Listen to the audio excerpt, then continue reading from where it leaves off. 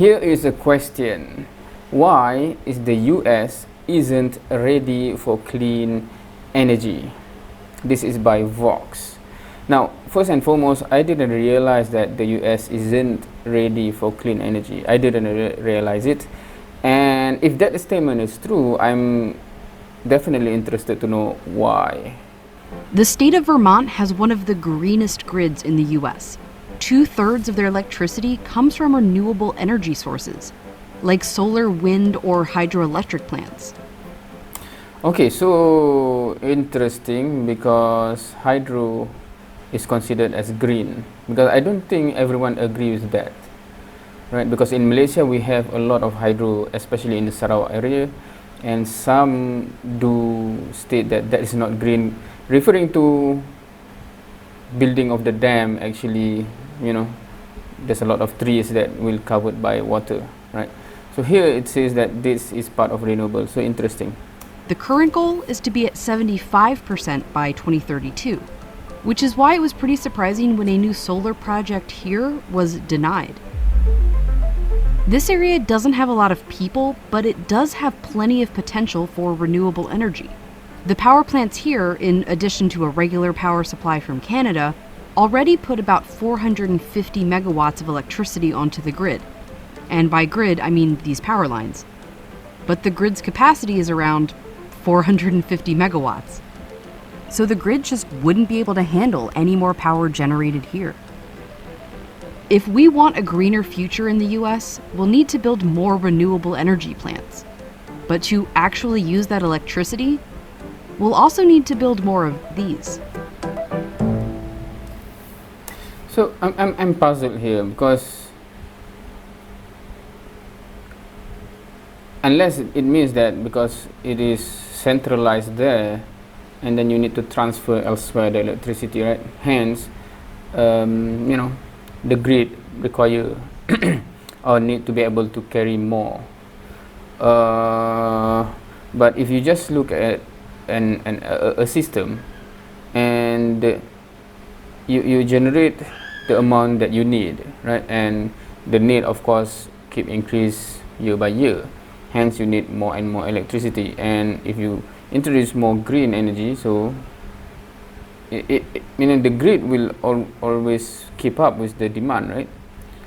So I'm not sure what's the context here. This is a map of where everyone in the continental US lives, the density of each county. Here's New York City, LA, Chicago. And here's where every big power plant is currently. Appropriately, they tend to be where the people are.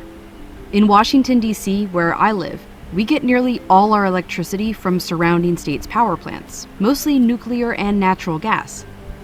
Electricity goes from the power plant through big high-voltage transmission lines to a substation where the electricity is dispersed onto smaller, lower-power distribution lines that send it into my house.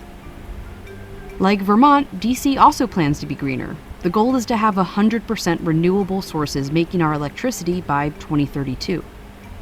It's part of a national goal, too. President Biden wants to reduce emissions in the US 50% by 2030, with nearly half of US power coming from solar plants by 2050. That means switching out those natural gas plants for wind turbines, coal plants for solar farms. Lowering emissions also means switching from gas cars to electric cars, heating our buildings not with natural gas, but with electric heat pumps, cooking on electric stoves. Basically, we're going to be using a lot more electricity, anywhere from 40 to 100% more than we currently use. So back to the map. If we're going to replace all these polluting energy plants, we can't just build a wind turbine in their place. They need to be where it's, windy. Okay, now I understand the context. Yeah, because the renewable energy, it's not like the normal power plant that we can just build where we want and transport, for example, the coal to be burned there, or natural gas. What else is being burned, or nuclear, right? You bring it to the plant, and then it generates there. But for renewable, for solar, solar is perhaps there's a lot more places, right? But for wind energy, obviously, it will be a nonsense to put some wind turbine where there's no wind, or if you have a tidal wave energy, it must be at the shore there. Hence, to cover the whole of this from only certain part of where you can generate those power, now I can understand the issue with transmission. This is a model created by Princeton, mapping out possible places in the continental US where wind and solar projects could, in theory, be built. Aside from some offshore wind farms, it's mostly in the middle of the US. Another study found that these states have most of the wind and solar potential, yet the people living there would only make up 30% of the electricity demand. In a decarbonized future, we're going to need to get electricity from here to here. And we're going to move a lot of it. That's where high voltage transmission lines come in. I think the infrastructure is the most important thing. It doesn't get a lot of attention, but it really is the key. This is where the US currently has high voltage transmission lines. The Princeton model shows us this is where new lines will need to be built if the US uses all renewable energy by 2050. But it's not a simple process. Every wire in your house has plastic over it because if two electrical lines get too close. But high voltage power lines are the bare active wire, no plastic. They're insulated by the air. Basically, if they're kept far enough apart from each other, it's safe. But they also have to be kept far away from everything, trees included. This is actually how some of the California wildfires were started. Trees coming in contact with the super big high voltage transmission lines. So I guess that's why I always see that all those transmission, is it tower or something? What do you call that? There's a wide, is it deforestation? you have the trees, big trees from the forest, right? When going through the highway sometimes, and then when you have that line cross there, you have like a wide of area throughout where you do not have the tree. Perhaps that's the reason, perhaps, but that makes sense. And those are what we'll need more of as we lengthen the distance from energy source to energy need. We'll also need to make many current ones even bigger, because bigger means more power.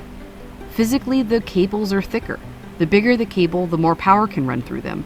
And because they're bigger, they have to be really far apart for insulation, and built higher up.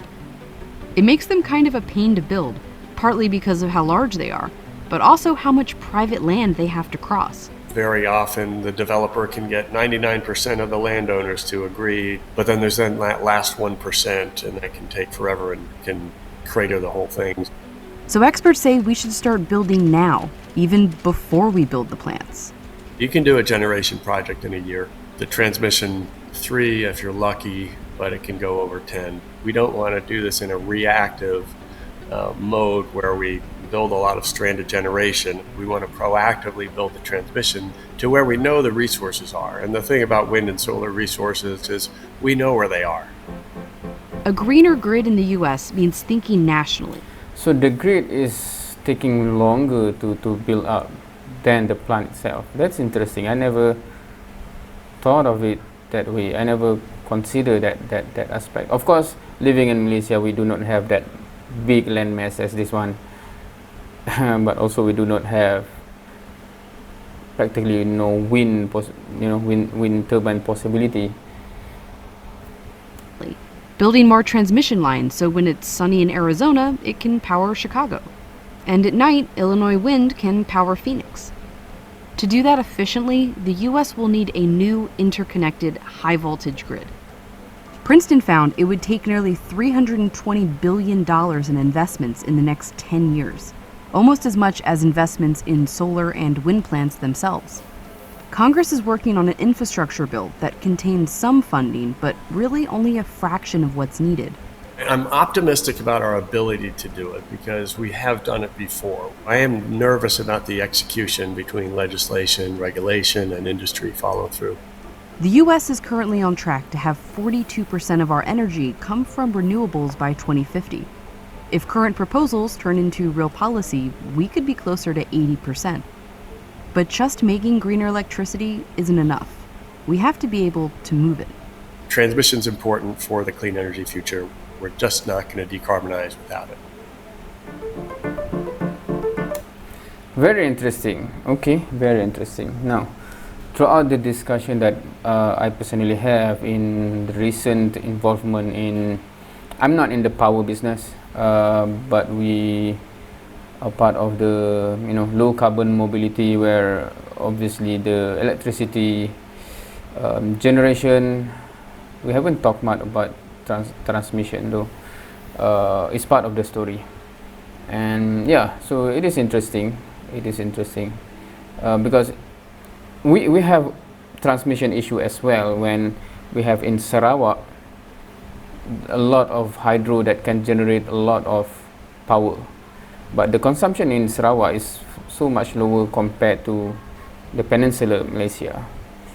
But how to get the electricity there across to Peninsula, right?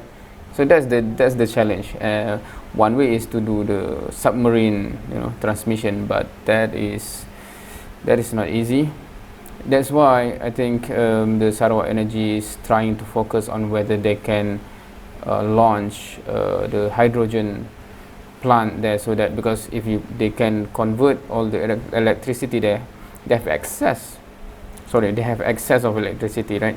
So if they can convert it into hydrogen, into a capsule or tank, and transport it elsewhere, it might be a good business if there is anywhere that uses hydrogen energy, right? And of course they are hoping for Japan, that is embarking on hydrogen vehicles, etc. Interesting stuff. Interesting. Anyway, what do you think? I'm not sure if there's anyone who will be watching this kind of video when I make it, because normally I'm focusing on religion, etc., human experiences, but I also have interest in this kind of topic. If there's any interesting video about it, because we should be looking forward and think about how to make it happen, in terms of, we have the intention sometimes to make it greener, but how? Okay, that's all for today. Thank you for watching. See you next time.